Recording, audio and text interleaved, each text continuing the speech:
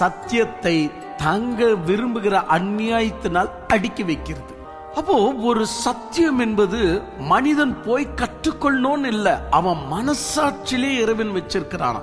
நீ செஞ்சிட்டு இருக்குது தப்பு, இது சத்தியம் இல்ல, ஆனா இது சத்தியம்னு ஜனங்களுக்கு சொல்ற போப்புக்கு தெரிய வருமா? நம்ம மேரிய வந்துட்டு ரட்சகருடைய ஸ்தானத்துல சொல்லிட்டு இருக்கிறோம், இது தப்பு. ரட்சகர் என்பவர் கடவுள் மட்டும்தான் இருக்க முடியும். சிஎம் பிஎம் கவர்னருடைய சைனை நம்ம போட முடியுமா?